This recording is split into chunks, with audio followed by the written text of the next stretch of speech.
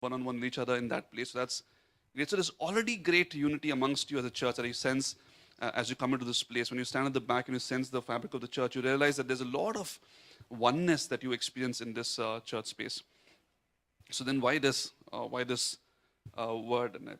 And I just felt God say that as people, we are likely to kind of find reasons not to be together. Something will creep up on us as a church. A lot of the letters that Paul wrote to the churches that he planted and that he was the apostle for, he writes back to them saying that, listen, watch out for this. Be careful about this. And so while you enjoy, and we as a church as well back home enjoy great unity, I think Scripture teaches us to be proactive, more like preventive maintenance, that you should be ready for times when you will have difficult days, times when you will have difficult moments. Why do we do first aid training? Do you do it after the need for first aid or before the need for first aid? Right? So this is, in a sense, therefore, a prescriptive or a proactive learning session for us, because I don't know you all. I don't know if there are any dissensions or any discussions which are difficult and conflict. And if there are, that's great. Because the gospel-centered community needs those moments of dissension, discomfort, conflict, to see the gospel actually bring life through those situations. When everything's gung-ho, it's easy. But when you hit hard times, when the going gets tough, the tough get going, right? And for us, our toughness comes from the gospel, nothing else. Not from our own personalities, not from our own character, but our toughness comes from the gospel. But there are so many reasons why which make us not be united, but there are also so many reasons why we can be united together as well. I don't know if you've been tracking, I'm somebody who tracks the news quite a bit. I enjoy reading the news. I like small snippets. So I've been watching the Olympics, right? And one thing which brought all of us together recently was what? Neeraj Chopra winning the silver, right? And a little before that was Vinesh Phogat not winning the silver or not winning a gold medal, which was very sad and kind of broke us. I don't think I've been as disappointed with anything else. I've seen a lot of the matches where we came fourth in archery, in shooting and all that, but nothing broke me as much as Vinesh Phogat's loss broke me, right? But one more thing which brought all the Christians together, or at least around that region in that time, was, any idea? The mockery, right? That's exactly what. And so thanks for tracking the news with me. I'm trying to go, yeah, sorry. So the mockery of the Last Supper, or what we just had right now, what we enjoyed as the Holy Communion, there was this whole thing which apparently there was some kind of a piece of art put together amongst people coming and dressing up in a certain way, and a lot of the Christians felt it was a mockery of the Last Supper in that sense. And so everybody got together. Even in India, people got together. I started getting WhatsApp messages saying, hey, listen, sign up for this. Let's go fight this together. How dare they do this? And it actually brought people together. Now, I have nothing to say whether it's a right to get together, not right to get together. I have various opinions about that on both sides. But another such time which happened, when this happened, was, I remember, way back in Hyderabad, right? When the Da Vinci Code movie came out. And there was only one IMAX theater called Prasad's IMAX in Hyderabad. And I don't know if anyone from Hyderabad. I watch movies, by the way, okay? I don't think your pastor does, but at least I watch movies, yeah? And I'm not saying you should watch movies, but I'm saying I try to relate to the world as well. So, you know, and so this movie released, the Da Vinci Code, and the Christians in the city got so upset, so wild with what was being shown in that movie about Jesus and about Mary. And so they took to stone pelting and actually broke that theater from the outside. And then they got really, really upset, and they had a dharna in the city, walking across the entire Necklace Road, which is a key road around that area. And I'm like, who's leading this? A guy who's never been to church. He has a Christian name, but I don't think he's part of any actual active church. And when I look back now, I don't think he actually even understood the gospel. Because when such situations happen, when there's a mockery of our faith, when there's a time when our faith is questioned, or there are memes made about us, I think, isn't that what Paul went through? Isn't that what persecution in a sense is? And are we asked to fight against persecution, or are we asked to embrace it? Because actually maybe persecution is like a good indicator that you're doing something right in the spiritual realm, right? When you're doing something right in the spiritual realm, somebody's very unhappy, this powers of darkness. And the powers of darkness work through these people, right? It's not, they're not the enemy. The enemy is behind them, right? And so These people come in front of us, we make them our enemy, and we completely lose what the gospel means. I mean, what happened to Jesus on the cross? Was he given a sweet, honorable welcome on the cross? Wasn't it this mockery that he experienced for us? And if Jesus could go through all that intentionally and knowing that he would face that, why are we so perturbed with all this? Why waste so much time, energy, effort in coming together for this? Why not come together for even better things that we can do to proclaim the gospel amongst people? Did this coming together in unity proclaim Jesus and the gospel even more? Or did we come across differently from that? Was the gospel and its protection or proclamation the point of all this? And I don't know. There may be some people who may be vehemently having an opinion that that's what I need to do. Well, that's their point of view. I don't know where they come from, and therefore hard to judge. But if it was for me, I would say, I think I would not really kind of invest my time in this. I'd rather open this up as a conversation with somebody else, say, hey, what do you think about this? And then have a conversation around the gospel. So various things can bring us together. And that's good. Coming together is a good thing, right? But there's also another coming together which Jesus invites us to. And so I'm going to today, for this morning, journey through John chapter 17, right? And in John chapter 17, it's a very interesting chapter because this is a chapter in which Jesus prays. And it's pretty much his last prayer before he goes up on the cross. In fact, in John chapter 18, right, you see what happens with him being given up and the Roman soldiers coming and taking him.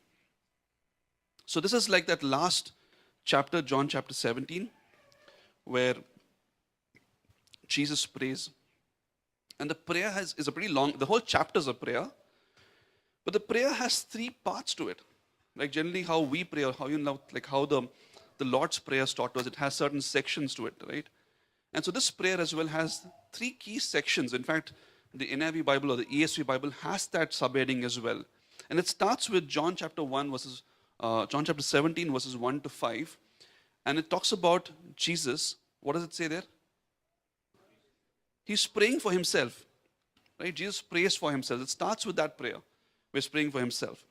He says, Father, glorify me so that I may glorify you, right? And so he's asking God for a certain part of the whole grand story that's being unraveled in that moment there. And then verse 6 to 19, he prays for whom? He prays for his disciples is what it says.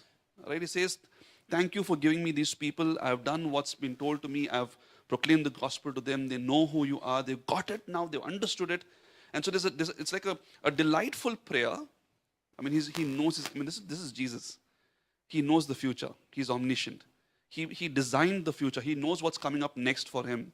And still, despite that, he is so happy, joyful for the people that have got the gospel. And he says, I commit them to you in a sense, and says, protect them, sanctify them, keep them safe in this world which is still polluted. And so would you allow them to journey until they get to be with us and are face to face with us and are glorified with us? Would you please keep them? Would you protect them? Would you sanctify them? Would you see them growing even more in this whole gospel? So that's the second prayer, which is Jesus praying for his disciples, the first recipients of the gospel from Jesus. And then in verse 20 to 26, he says, I don't just pray for these people, but I also pray for all believers, right, who got to know this message through them or will get to know the message through them. So there's a prayer for all future believers of Jesus. And that is for us, John chapter 17. I'll just turn there. Give me a second.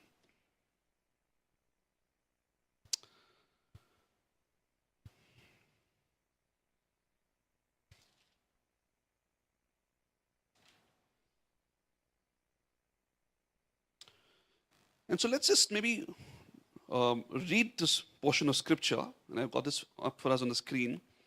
We'll just read verses 20 to 26 because that's where I'm drawing this morning's talk from. I don't know how we do it, but maybe you could do it the way we do it back in your neighborhood church. We'll just read together at the count of 3. Is that okay? Will you read with me? Yeah? All right, so here's John chapter 17, verses 20 to 26 for us. At the count of 3, 2, and 1.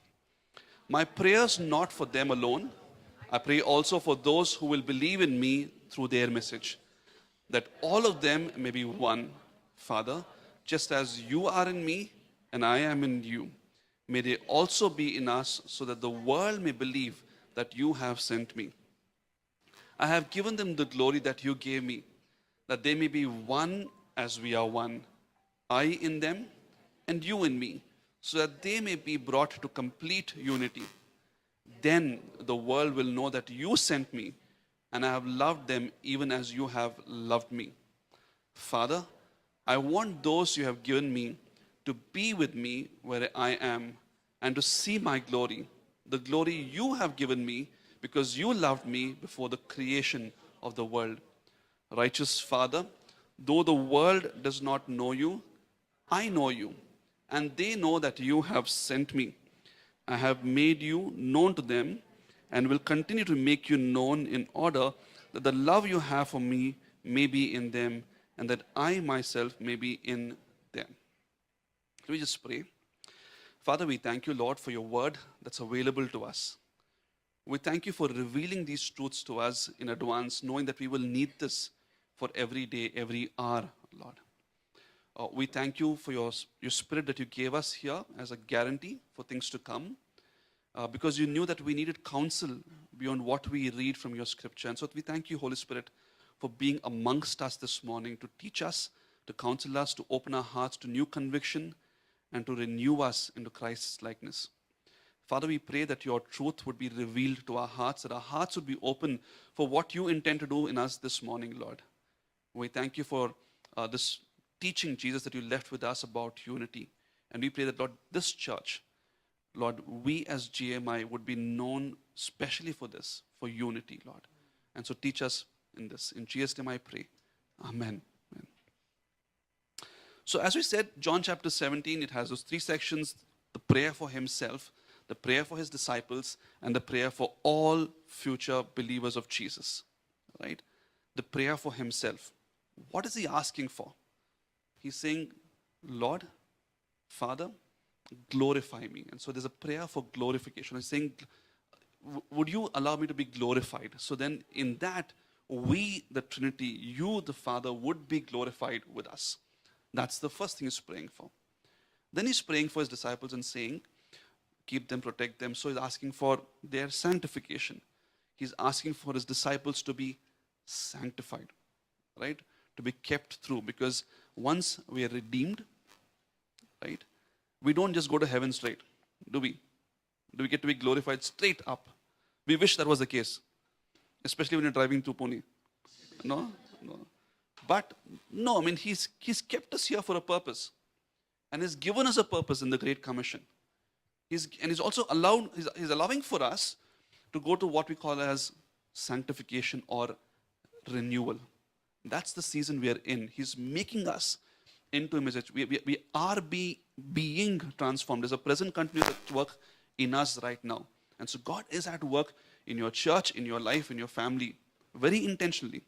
So we become more like Christ, and we enter in as better reflections of Jesus than we once were when you first said yes to Jesus. And so himself being glorified, the church, or his disciples being sanctified, and the church, that's all future believers. Who's that? Us being what? Unified. Yeah, unity as a theme. And I love the way he starts. He starts with this verse in John chapter 17, verse 20. He says, my prayer is not for them alone. I pray also for those who will believe in me through their message. I pray also for those who are already believing in me. No, it says who will believe in me, right? And grammar makes so much sense and so much importance in this, right? He's talking about all the future believers, and which you just said, was saying, is who? Is us. Can you imagine this? Can you wrap your head around this thought that Jesus was praying for you and me back then, even before he died? Forget about you and me being born. Jesus was so intentional about us, which is why that prophetic word that encouragement which you received this morning about him knowing us and him being intentional about us, him choosing us. I mean, see how that is so true. He saw you even before you were in your mother's womb. And he didn't just see you, he chose you to be his for eternity. What does that tell you about you? What does that tell you about Jesus, about our God?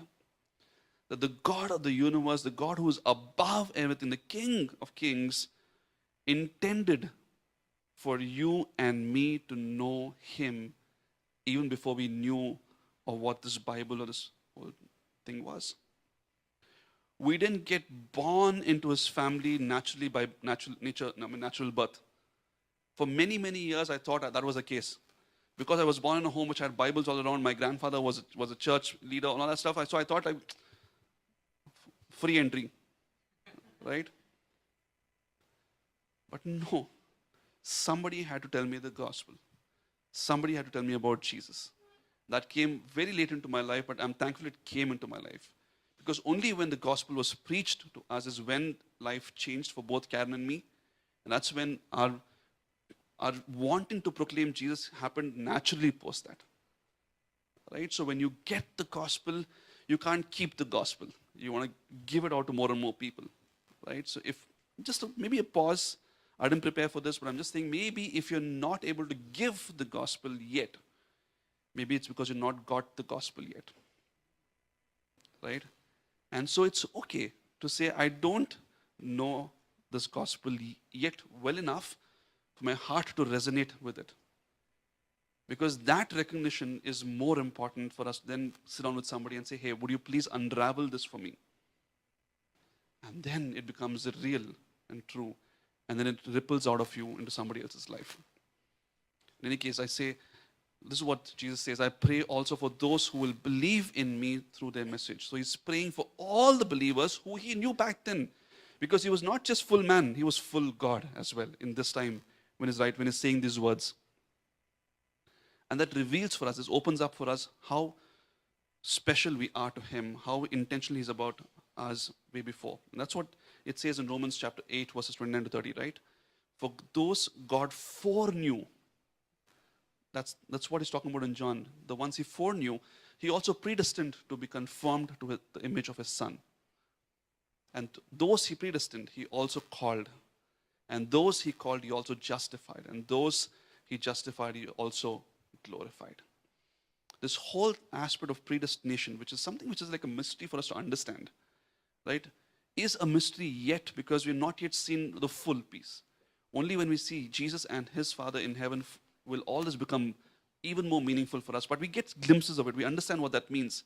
When you put verses like this together, John 17:20 and Romans 8:29, then you start to understand, okay, that listen, yes, I had to say yes to Jesus. There was me coming to a place of saying yes to Jesus, but that didn't happen without his pre-knowledge or without his foreknowledge. It happened in a supernatural way together, and that we will understand in time. So for those of us, that's all of us sitting right in this room right now, this is what Jesus is praying. He says, I pray also for those who will believe in me through their message, that all, this is referring to the disciples, that I pray also for all those who will believe in me through the message of the disciples, that all of them, the ones who receive, that's you and me, may be one.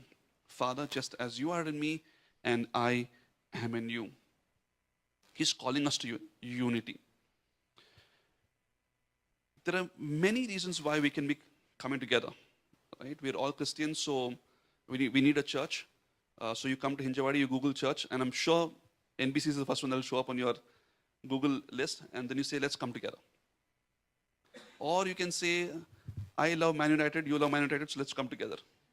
No? So or you can say, I love biryani, let's come together over biryani. There's so many reasons why you can come together, but that as flimsy as the reasons to come together are, can also be the reasons to leave each other as well. Right? I love biryani, but I don't like biryani with aloo. That's enough for us to move away. Right? By the way, the one with aloo is not biryani. Sorry, no, we Hyderabadis have the... No, I'm just kidding. Okay, no, don't hold me to this. Now, please listen to my message here onwards as well. Okay. Just to say that there can be so many reasons why we come together, but there's one thing which Jesus called us to, and he says, come together in me. He's calling us to a unity. He's calling us to a oneness, right? And that oneness is beautiful. I mean, I'm trying to move forward. It's give me a little of a hang up. If you can just help me move forward to the next slide, then that'll just show he's not calling us to any kind of unity, but he's also saying in the next verse, in verse 20, he says, "My prayer that Father, just as you are in me and I am in you, right? May they also be in us." So there's not a unity for, like I just said, those flimsy reasons for what can bring us together, but a divine unity, a supernatural unity. Just as you are in me and I am in you, may they also be in us. A few days ago, my daughter, my older one, came to me and asked me, saying, Dada, why is Jesus praying to the Father? Because Jesus is God, no? Then why is God praying to one more God? Can any of you help me answer that question, please? These are tough questions to answer, but these are moments when your children actually help you get our God even better. We don't pause to these simple truths. But when you pause it, you understand the depth of this whole beauty of the Trinity, the Father, the Son, and the Holy Spirit. And they being one, but they all being equally powerful. And they together being in amazing, loving unity. And so that divine, supernatural, mysterious, deep, intimate oneness which the Trinity enjoys, that kind is what Jesus is asking for you and me to enjoy. Do you have that kind of deep unity, deep, intimate, loving, never being able to tear apart kind of a oneness? I mean, that's the standard. That's the expectation that Jesus is wanting for us. He's not asking us to be that way, because he knows in our natural strength we can't be that way. And therefore he's interceding for us. He's asking upwards to the Father, saying, Father, would you please allow this for these people as well, that they would be so deeply together, just like we are together. And why? Because one day we are going to be that way with the Father, with the Son, with the Holy Spirit in heaven.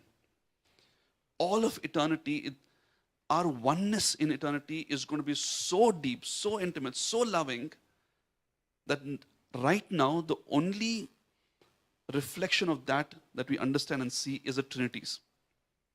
No other tightness, no other family bond can ever compare to the bond that the Trinity has, that we are being called to.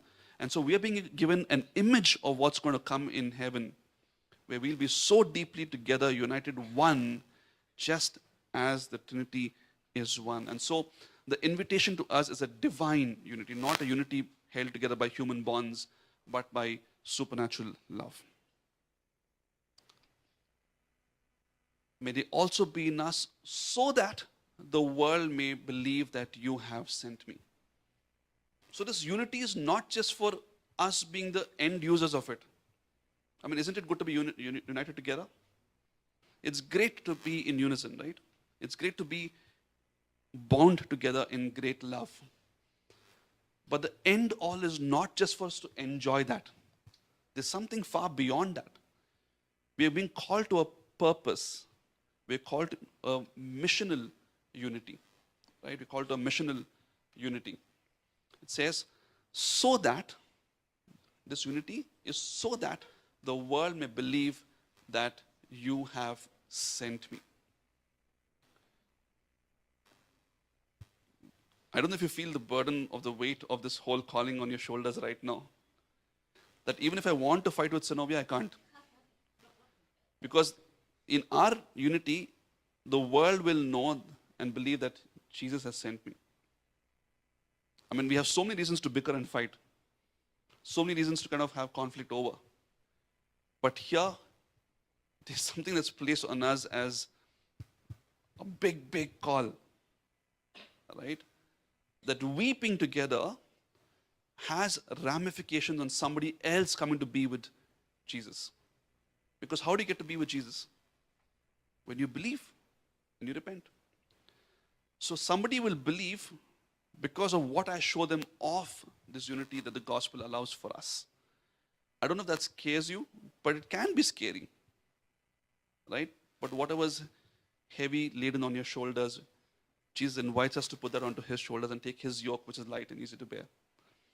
And which is why he knows and he's praying for it in advance, saying, Father. He's not telling us, listen, you got to be this way. He's praying this for us. He's saying, Lord, I wish this for these people who would believe in us, because in this amazing unity is where mission also moves forward. And then, so we saw unity, we saw a divine unity, we saw a missional purpose for this unity. And then it says, then the world will know that you sent me and have loved them even as you've loved me. Does this verse bear reflections of any other verse that we generally know of? They will know that you sent me and have loved them even as you have loved me. It reeks of John 3:16's aroma in that sense, right? For God so loved the world that he sent his only beloved Son to die, so that what? We may have life and life in abundance, right? And so this unity that we're called to has the ability to even reveal the gospel to people, a gospel revealing unity.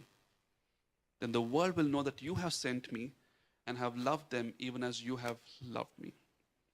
God so loved you and me and this world and the people of Hinjawadi who don't yet know him, that for them he was sent by his Father and he came willingly to die so that we will have access to this amazing God, that we get love and worship this way. Whenever you come to our church, we have a lot of people coming in each time, a lot of students. We're very close to IIT Bombay, and so a lot of students from IIT Bombay come, a lot of campuses around, a lot of new people coming into Powai for work as well. And so recently when we had the last, not recently, but when we had the last Christmas outreach, we had friends invite friends. And so when the new friends came over and we were talking to them, they were all a little intrigued, and they asked us saying, hey, how did all this happen? How did you guys come together? Because I'm seeing one guy is from Chennai, one guy is from Bangalore, somebody's from Cochin, somebody's from Dehradun, somebody's from Delhi, somebody's from all over India. So how did this happen? How did you come together? If I understand if you're all like Malayalis being together, or if you're all Telugus being together, then it makes sense because there's something common to hold you. But how is it that you're from different? And also I'm seeing one guy is an engineer, or somebody is an artist, somebody is a photographer, somebody is doing something. So how did this happen? How did you come together? And the only answer we can say is because of the gospel. It's Jesus, his blood that unifies us, and his gospel that brings us together as one common message is the only reason why we come together. And so people are intrigued as to why we come together. And they're saying, hey, there's something here which brings people together like nothing else brings people together. Not football, not cricket, not a movie. And this sticks because maybe football, once you play with them, next time you don't like the way they play, you move to the next club and you play with somebody else. You watch a movie, you enjoyed the first time, you didn't like the company because they bought bad popcorn, so you move to the next group of friends you can go for a movie with. But here, despite all that happens through the year, you still stick together. Not because we love each other so much, because we love Jesus commonly together so much. So the unity we call to, which speaks to the world about something which they're curious about, and then they come to know of Jesus and his gospel. Right? And so, I remember even Sanovia's situation. When she came into the church, she came in because of another friend who was coming to a church from IIT Bombay. They were both batchmates back in Chennai, and then she came because he called her. And then she got to meet a few other people who were crazy around this place, and what is this together? Why is this happening? And that led her to come to one New Year service in the middle of the night. And then from there, her journey began with Jesus. So you don't know how your unity, how you're coming together, how those simple, small moments of being together in Christ actually reveals Christ to the world outside in a big, great way that you don't understand. You only understand later. Today I'm speaking about this how many years? 4 or 5 years later. So you don't know what's happening in this room right now, that 5 years back later you look back and say, wow, this happened then because this one small conversation that happened around Jesus. But I don't think this is just something for us to listen and move forward, because They usually say somebody who's on the deathbed says something very important to you. His last few words are the most important words, the most meaningful words. Saying, I give this message to you because this is something I've got to hold on to, right? And this prayer that Jesus is praying is his last prayer before he gets up on the cross. So if he's praying this right now, it means this is that important. That our unity means so much for our Father in heaven. That us being together is such a key thing, and maybe is also such a hard thing. That he's having to pray to the Father. Otherwise, he could have given it to us as an instruction. But here it's a prayer saying these people can't. These people will find it hard to be together. He also knew about what Paul would have to preach about later. Why was the church fragmenting and moving away that you read about in the New Testament books? Because of the false gospels, the heresies, the wrong teachings that would come in, right, under the guise of Jesus' teaching, and that would break people apart. And Jesus, being omniscient, knew all that would come. And so before time, he's inviting us into a unity that needs the Father's help. Jesus, at the brink of his death and resurrection, prays for the church's unity. And that's how important it is for him. A reflection of what unity means is, in fact, given to us in the Old Testament itself. I mean, almost every other New Testament book, Paul writes saying, have the same one-mindedness, be together in one spirit, and be in deep, great love. That's what Paul invites us to in the New Testament. But even the Old Testament has this beautiful verse for us, right? In Psalm 133:1, it says, how good and pleasant it is when God's people live together in unity. Don't you enjoy unity? Right? Have you been in a church where people are not together? Where there's no unity and there's fragments and there's different quarters because of different reasons? Does it not feel hostile, an environment? Do you enjoy the peace and presence of God in such places? I don't know. Forget about a church. What about a family? How is it when the husband and wife are not united, not together? Is it a calm, loving, hospitable home? It's got to be a hostile place at home as well when you have both a husband and wife not being together, but them being apart in their living, loving. Two brothers, two siblings. Imagine what is at home when both are not together. And so don't we all enjoy that? Don't we all enjoy living together? Or don't we enjoy the fruits that come from being together? We all do. But isn't it also so hard to be together? And so here's the question I'm going to ask us to consider. Why is it hard to be united? Why is it hard to stick together? Why is it hard to be one?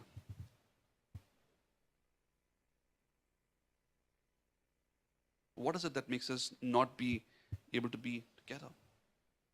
Different styles of people Yeah, which you cannot adjust with. yeah, different personalities, different styles, and different backgrounds, different experiences. Yeah. What else?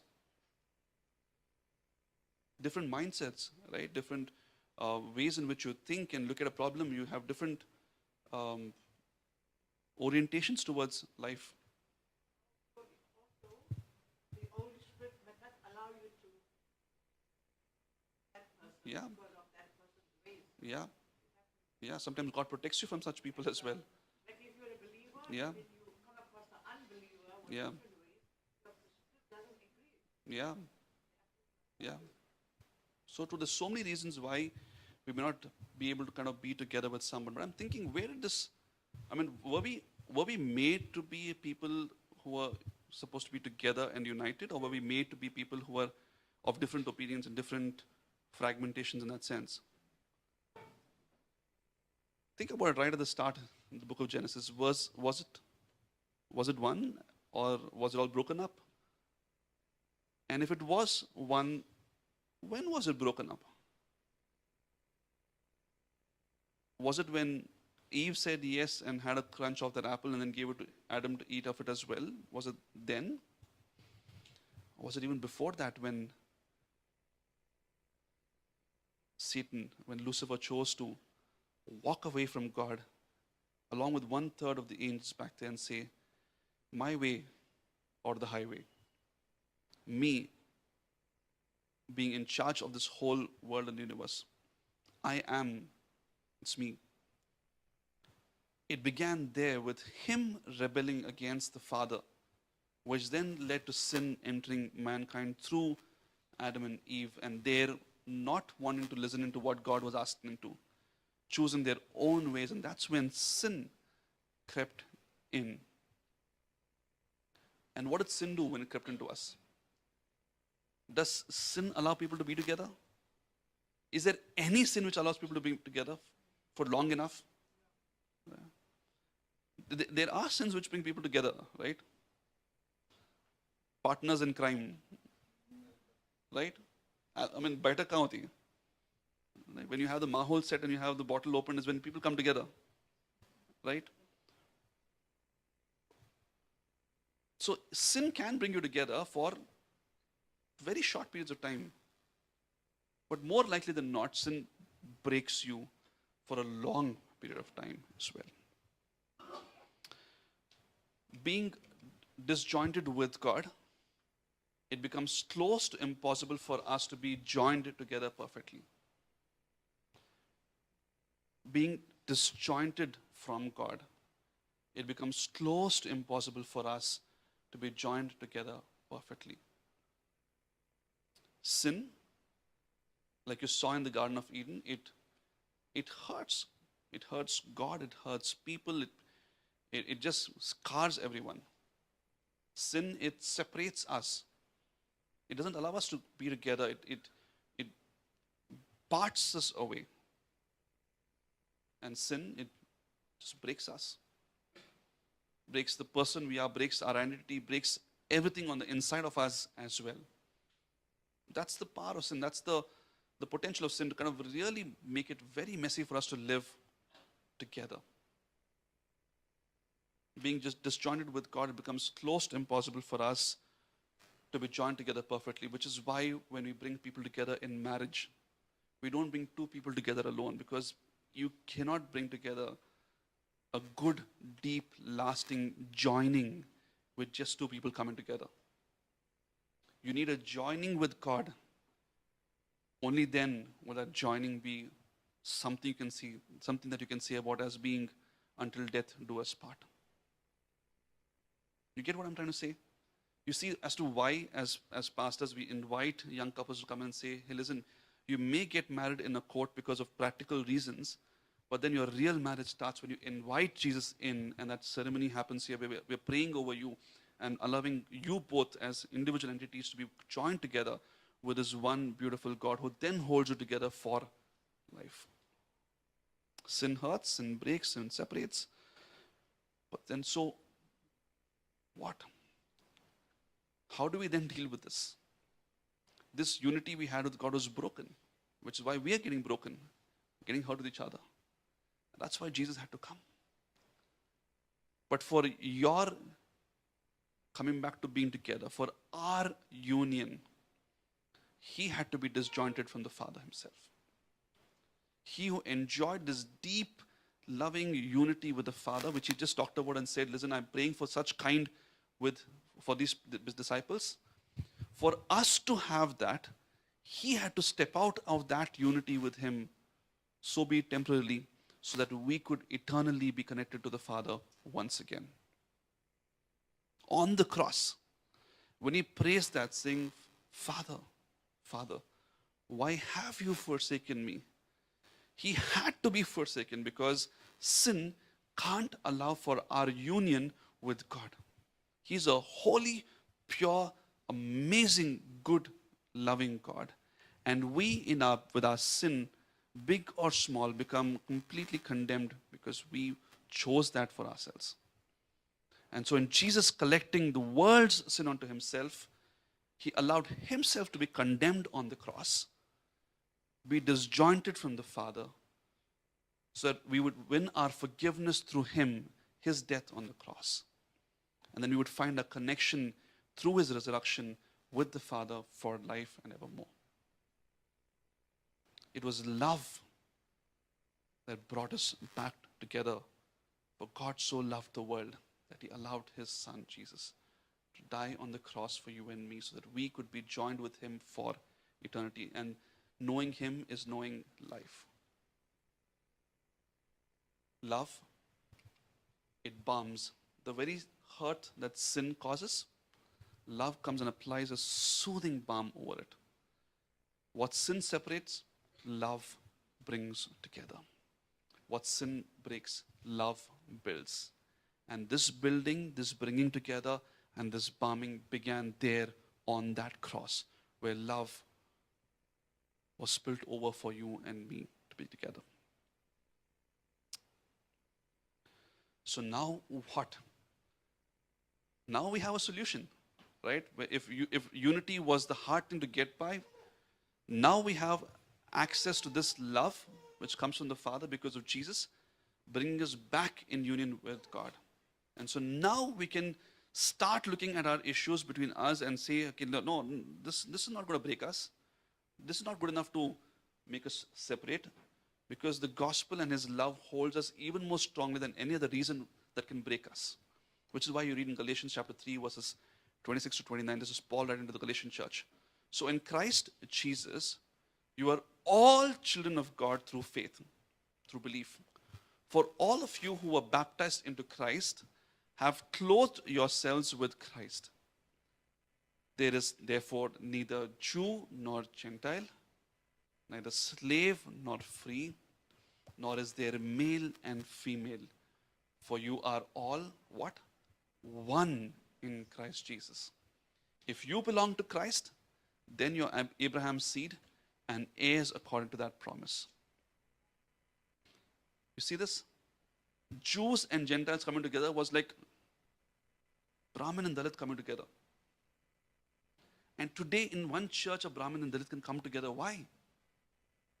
Because of Jesus, who unites us and says, in me you're all one. And you see how powerful this is for a nation like ours, especially, which has so many reasons why we can be fragmented, so many reasons why we can drop curtains and walls between us. It's only the gospel that can actually allow us to be one nation. What Amit Shah wants, the solution is us in Jesus. He doesn't know that.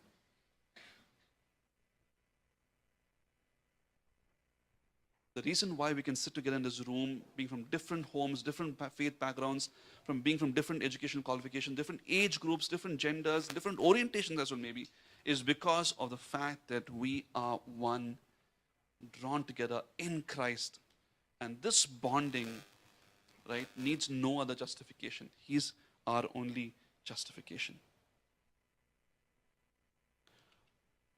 Church, I want to say we, the church, are called to be the picture of perfect unity. When somebody walks into that door and sees us, they'll be like, what's happening here? What brings these people together? Maybe what's bringing us together is his rice bag. There are no rice bags around here.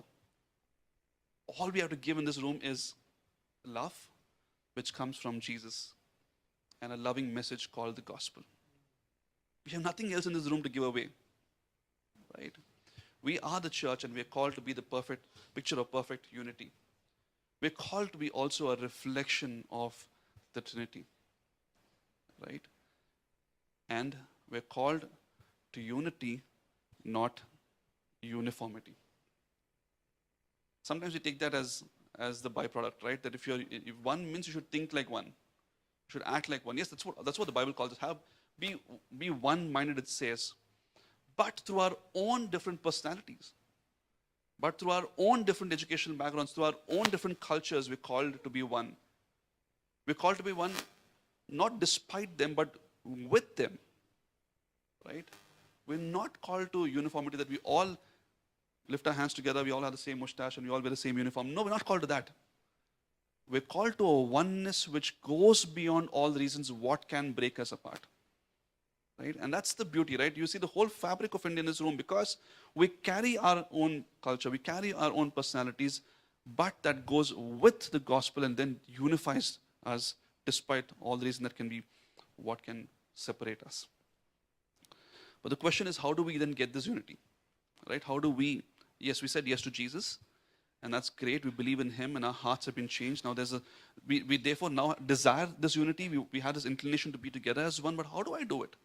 And here's a helpful aid that Paul gives the Philippian church, right? And let's just read that. And it says in Philippians chapter 4, this is what Paul's writing to them. Therefore, if you have any encouragement from being united with Christ, right?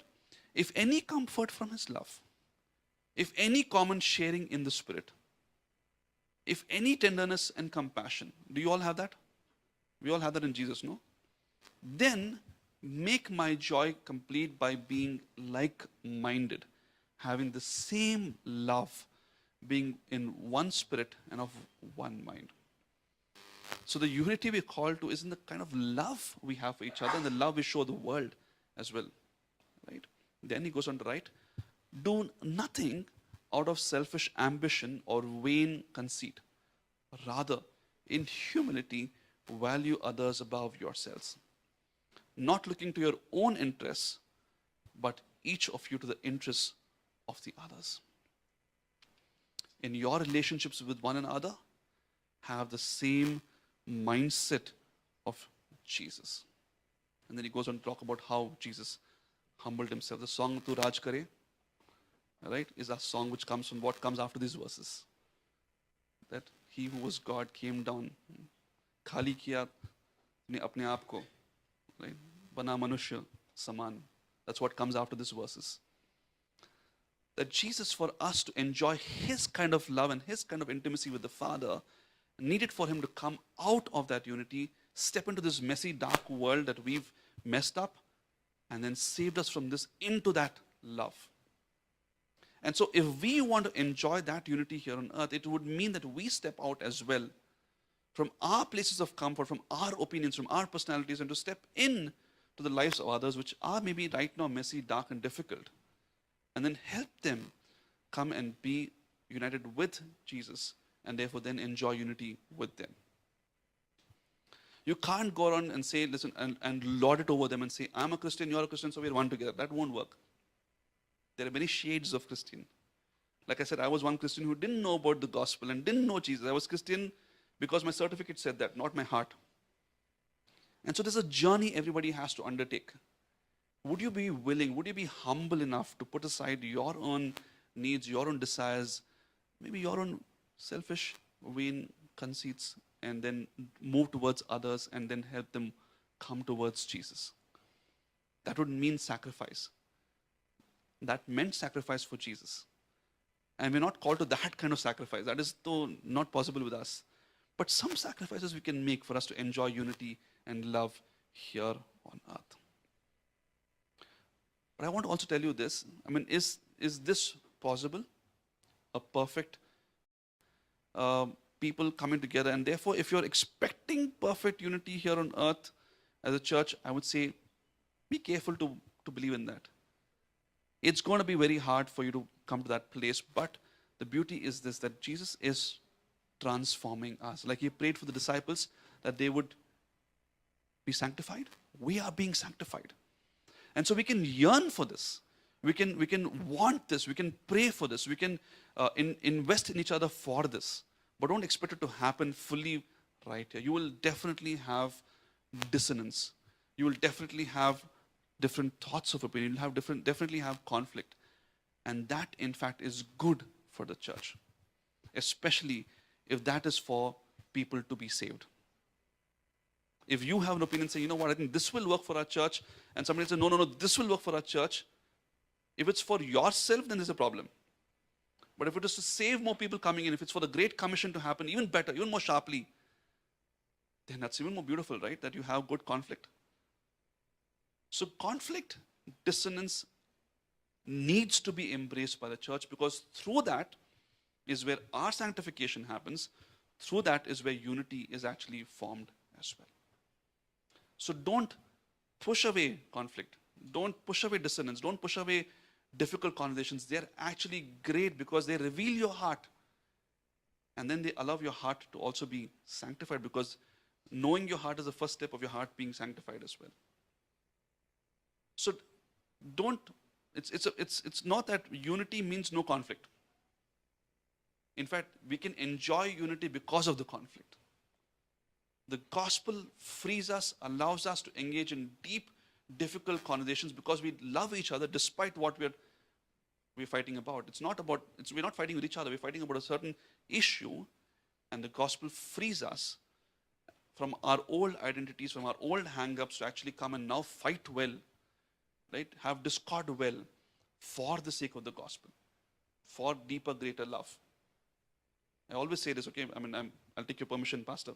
But I'll say this that I always say when you're dating, I think I told you when Sinovi and Adip, when they were dating, how are you guys doing? Are you enjoying time? They say, yeah, it's going great. The first question I ask is, do you fight? Most people say, no, arey mast chal raha hai. Then I say, no, then there's a problem. If you don't fight when you're dating, there's a serious problem in your dating. Why? Because when you're dating and when you fight, what do you fight about? You're saying, I value this, and the girl is saying, no, I value this. And there's a dissonance in those two value systems. I love eating chicken popcorn. No, I love eating French fries. And there's a dissonance in what you like and don't like. And so it's good to know about those things before you get married, so then you can start working towards a common ground in that sense. Right? So you fight because you have two things that you're holding on to as precious, not because you hate each other.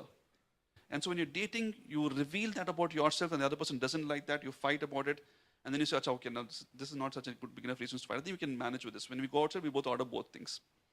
I hope you're getting the drift. That actually fights in a marriage, fights in dating, when in the context of the gospel, not without the context of the gospel. When in the context of love, become far more meaningful because they reveal the true you and what you value. If you don't fight before the marriage and then suddenly after you get married you fight, then you realize that, okay, I was a trophy, that was after, I got the trophy, now khatam. Isn't that what you feel like sometimes in our marriages? And to avoid that trophy mentality post-marriage is why I generally say, get to know each other deeply, and that would mean, therefore, you find reasons why you don't agree, and you talk about them before marriage, you get counseled about them before marriage, so you enter into marriage with, marriage reveals far, far more.